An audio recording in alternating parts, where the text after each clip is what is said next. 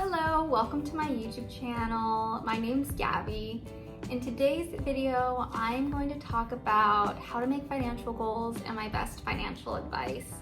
I want to start off by saying that I know that this can be a touchy-feely subject, so I'm going to keep it pretty general and broad, just general good budgeting and investing advice that I have gotten. I am by no means an expert, but I have a huge passion for the subject and have been studying it for many years, and I thought I would share what I know, and who knows, maybe it'll help somebody else. So if you're interested in any of that, keep watching. Okay, in this section of the video, I'm going to discuss how to make financial goals smart. If you watched my other videos, you might have seen that I make SMART goals, which is specific, measurable, achievable / attainable, relevant, and time-bound. I would say the two key elements in the SMART goal section is attainable or achievable and measurable. So what I personally do is I make a goal to budget every single month in the 3-month period that I'm making my goals in.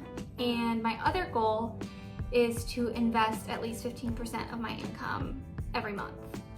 These are great because they are input instead of output based. So it's not like I want to make X amount of money or I want to get this much money or save this much money. They're percentages, and budgeting, there's no excuse on why you wouldn't be able to budget. And I think the key to financial goals and goals in general and anything you want to get out of life is just being intentional, which is why budgeting is so great, is because you're making a plan for your money before the month begins. And I think that makes wonders on hitting your long-term financial goals if it's a certain number.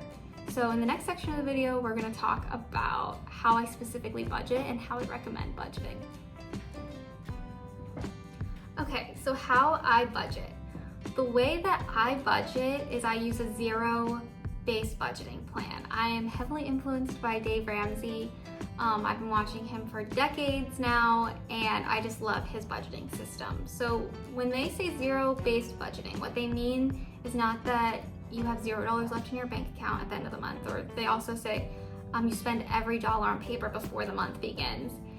It doesn't mean you actually spend every dollar. What it means is that every dollar has an assignment. So an assignment could be saving or investing or paying off debt, but you decide before the month begins how much you want to put in each category. So I have sections in my budget for investing, how much I spend on rent, that's consistent every month.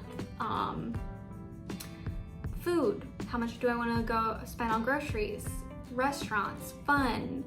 I would also recommend always having a miscellaneous category because it gives you room in your budget if you go over on a category or for expenses to pop up that you weren't even thinking about or could have predicted before the month begins, which happens so often. The miscellaneous category is my favorite category in my budget.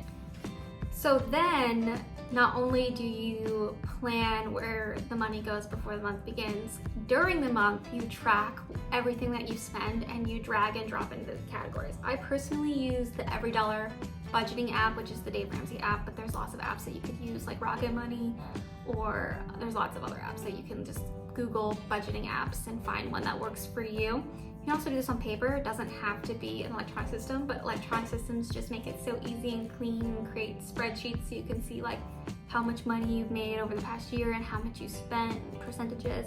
So I really like the Every Dollar app. I would highly recommend that one.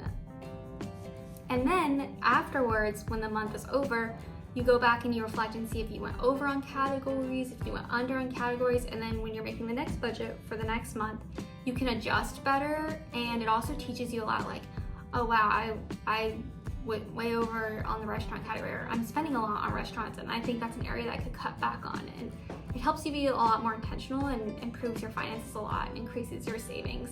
That way you can invest more. So I highly recommend budgeting. Time after time again, if you ever watched Dave Ramsey video, the #1 piece of advice that people say that made the biggest impact on their finances was budgeting, because it's an intentional plan with your money, and it has definitely been the biggest game changer in my finances. Okay, my next best piece of financial advice would be to have a 3 to 6 month emergency fund or to build up one. I think this is huge, especially as a woman, to feel the safety net of having an emergency fund, and it allows you to not have to go into debt or to slip into other areas having a 3 to 6 emergency fund. So my next biggest financial advice would be to build up that emergency fund, and the budget is going to help you do that if you don't have one currently or as of now. I don't make goals on that anymore because I already have my emergency fund, but I make goals to invest because that's the stage of life and step that I'm on. But build up the emergency fund before you invest. Okay, last but not least is investing. My third piece of financial advice in this video would be to invest. I personally like to invest in the S&P 500 because I feel like it's safe. It takes a lot of guesswork out of there. I don't feel like I need an advisor when I'm just investing in the S&P 500.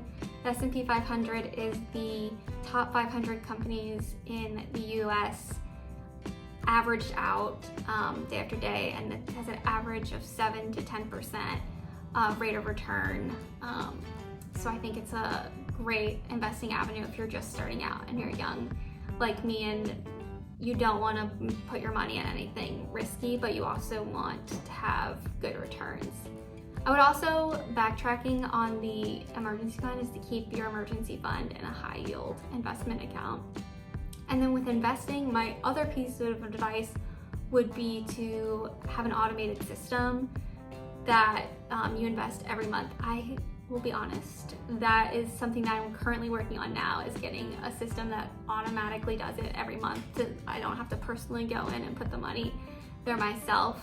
But I've just been working out since this is my first year of being a nurse. I feel like your income kind of changes every month as a nurse because you work overtime sometimes and not, but I think going forward I'm going to start creating a baseline of like what's the bare minimum of 15% at the lowest rate possible, and then I can always add more later. So yeah, that's my best financial advice. I hope this video is helpful. I know it's pretty general and broad and maybe some things you've heard before, but I hope it's helpful for you. Have a great day. Bye.